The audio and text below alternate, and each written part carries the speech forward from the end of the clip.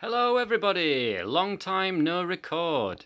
You join me in the dark in my kitchen to illuminate the fact that I am lacking a certain illumination.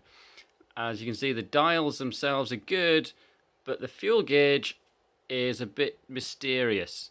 So today we're going to be rectifying that little problem. Back in the light, the first thing to check is going to be the bulbs themselves, which are obviously behind all of this business. And rather than having to take the screen off, which you may not have, and the light at the front and all this bracket that I've got my charger on, it is possible to remove the cluster by undoing these 8mm bolts here, which allows the whole unit to just move around a bit more freely, and that we can get access to the back.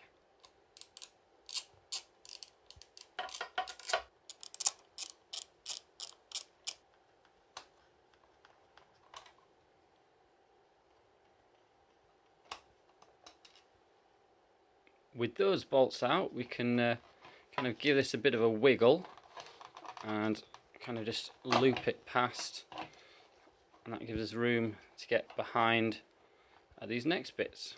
At the back of the clocks, we've got these 4 nuts that undo 2 on each of the clocks, and they are 8mm as well, so that's easy enough to get off when you've kind of lifted the gauges up out of the way a little bit further.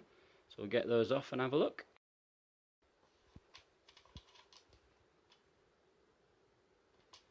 A little bit fiddly with one hand.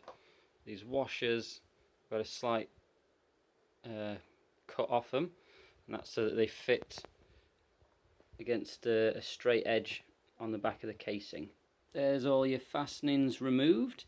That should allow us to get the back of the clocks off and reveal the light bulbs. It is just a case of wrestling this piece out. Obviously, if you've removed the various bits and pieces up front, you'll find it a lot easier, but again, it's not too much bother to remove with everything else still attached, so that's the route I'm going for. Well, there's the back of the gauges removed. You can perhaps use that as a temporary Mickey Mouse ears in a costume. But for now we'll pop that to one side and we'll move on to the bulbs. If the bulbs for your gauges have gone, these will be the ones up on the top there and there. For me, with the fuel gauge being at fault, it's the one down the bottom here. Now these are just press fit in a bit of a rubber sleeve, so you might be a little bit tight for removing them, but be careful with them because those bulbs will fling out. So that's what you should expect to see.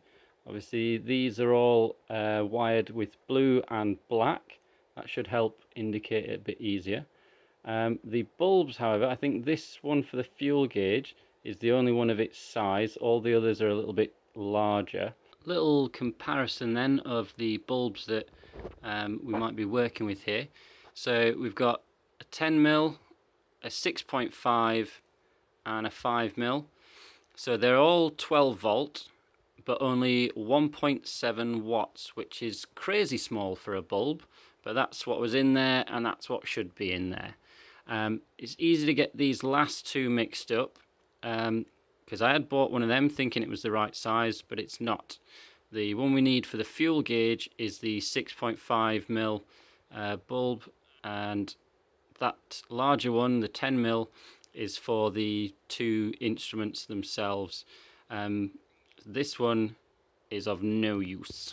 The old bulb, you just pull out of its little holder there, pop your new one back in. If you're going for LED ones, they will only work in one orientation, so if you replace it and it doesn't work, just try and switch it around and try again. Obviously test that the lights work before you put everything back together, otherwise you have to do everything again. So if you just turn on the ignition, and it should light up automatically along with the others, and you're good to go. When it comes to the reassembly stage, when you're putting the back on, just make sure that the cover goes over this plastic rim rather than tucked behind it, because that may give you a bit of trouble when you then come to put your nuts on your clock. it would be sensible to test on a number of occasions during reassembly and bolting things back on that all your lights do turn on as they should,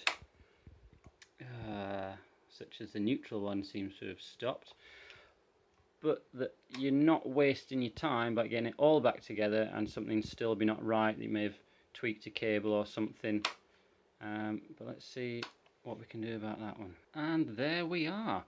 So all lights finally working. The neutral one just kind of tweaked out of place a little bit, so a little nudge, and we're all back to glowing.